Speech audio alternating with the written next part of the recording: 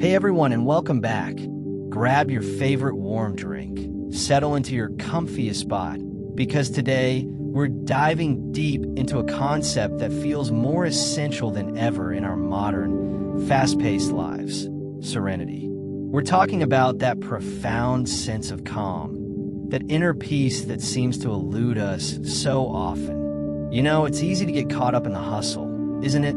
The endless to-do lists, the constant notifications, the pressure to always be on. It's no wonder many of us feel a persistent hum of anxiety or a nagging sense of unease. But what if I told you that true serenity isn't something you find out there, but something you cultivate within? Today, we're going to explore this idea through a beautiful, simple story, a parable, if you will, about a wise monk named Bhante Ananda.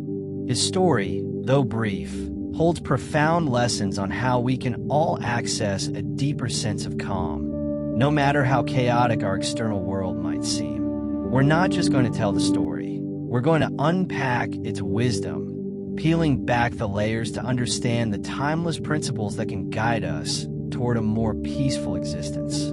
This isn't just about theory. It's about practical insights you can integrate into your daily life. The foundation of serenity, understanding being overdoing. Our journey begins in a small, bustling village, much like our own lives, often filled with worries and anxieties.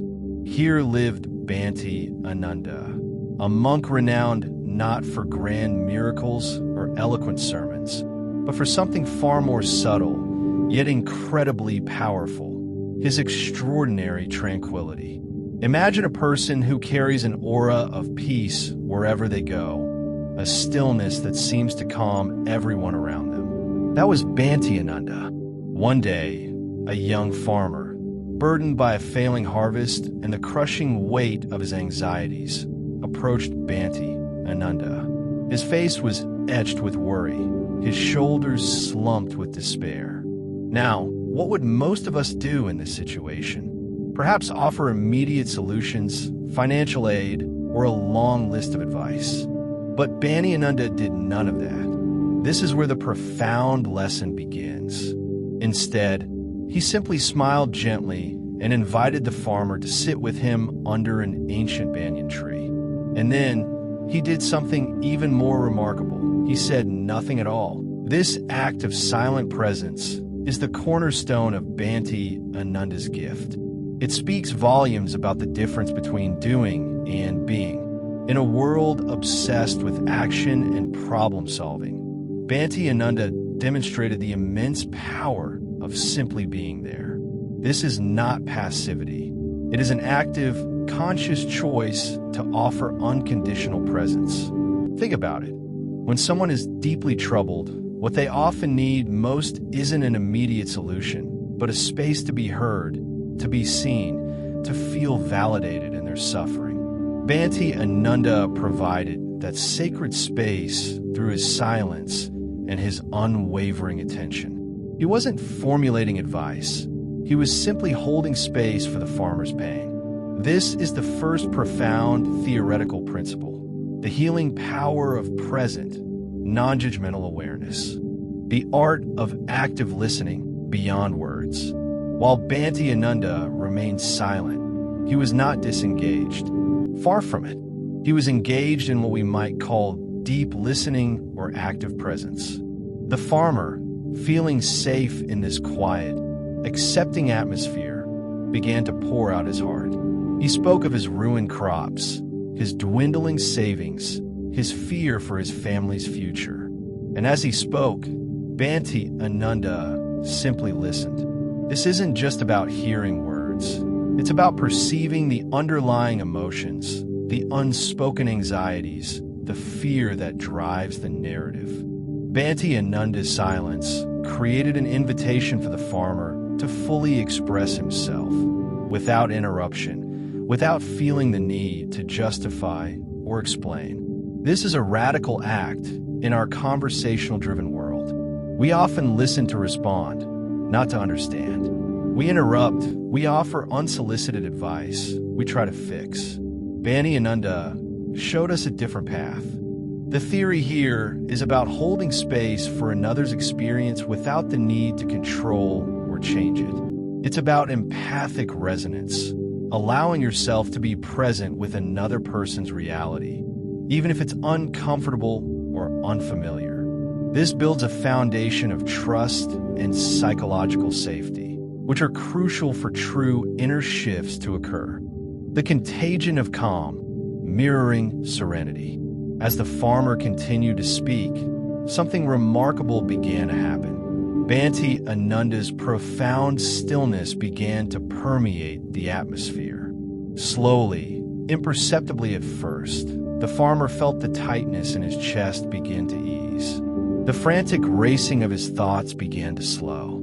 The heavy burden on his heart, once unbearable, started to lighten. This is the concept of emotional contagion, but in a positive sense. When we're truly present and calm, our state of being can influence those around us. Bhante Ananda wasn't trying to impose his calm. He was simply embodying it. And as he embodied it, it became available for the farmer to experience. The theory here is about neurological mirroring and the power of presence. Our brains are wired to resonate with the emotional states of others. When we encounter someone who is genuinely calm and centered, our own nervous system tends to de-escalate. This isn't magic.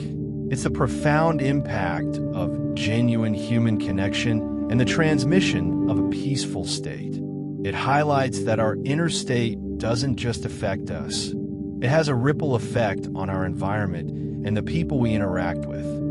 Shifting perspective, the gift of reevaluation. As the farmer sat there, enveloped in Bhante Ananda's tranquility, a subtle but powerful shift began within him. He started to see his situation not as a catastrophic end, but with a newfound perspective.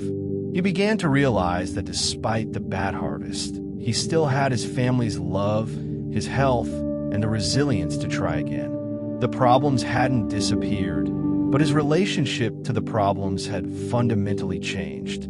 Bhante Ananda didn't offer a single word of advice on how to fix the harvest. His gift was not a tangible solution, but a profound internal shift in perspective. He facilitated a space where the farmer could naturally arrive at this realization on his own. This is a core principle in many therapeutic and spiritual practices. True insight often arises from within when we are given the space to quiet our minds and connect with our inner wisdom. The theory we're exploring here is the concept of cognitive reframing, but it's experiential reframing. It's not about being told to look on the bright side. It's about being in a state where you can see the bright side. It's about cultivating radical acceptance of what is, which then opens the door to seeing new possibilities and recognizing existing blessings. This is the essence of resilience, not the absence of problems, but the capacity to bounce back and find meaning amidst adversity. The true meaning of gift, presence as the ultimate offering. So what was Bhante Ananda's gift? It wasn't money or food or even explicit wisdom. His greatest offering was his unwavering presence. He taught the farmer, and by extension, us, that sometimes the most profound and healing gift you can offer another human being is simply your calm, attentive presence. This is the deep theory behind mindfulness in relationships. It's about bringing your full self to an interaction without agenda, without judgment, simply offering your complete attention and empathy. In a world full of distractions, offering genuine presence is a revolutionary act of love and compassion. Think about the implications for our own lives. How often do we truly listen to our loved ones? How often do we put down our phones and simply be with them? Bhante Ananda's story reminds us that our presence is a powerful healing force, not just for others, but for ourselves. When we're truly present, our own minds naturally become quieter, more attuned, and ultimately more serene. Cultivating your own inner Bhante Ananda. Practical applications. Now, you might be thinking, that's beautiful, but how do I bring this Bhante Ananda energy into my life?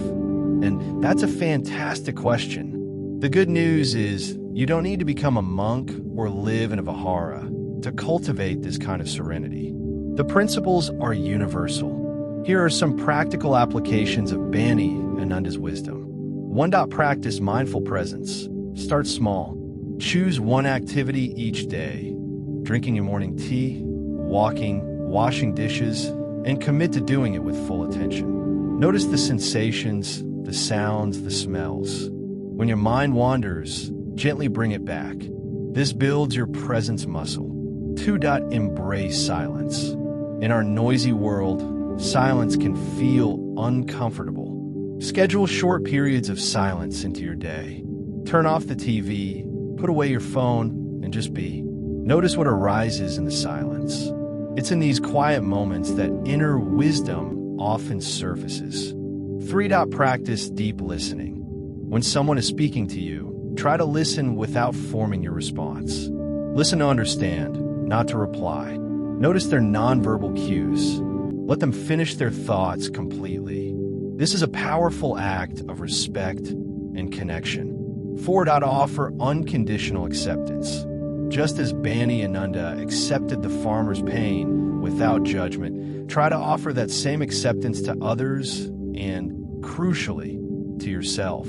This doesn't mean condoning harmful behavior, but acknowledging what is without resisting or judging. 5. Reframe your perspective. When ready, once you've created space through presence and acceptance, you'll find it easier to see challenges from a different angle.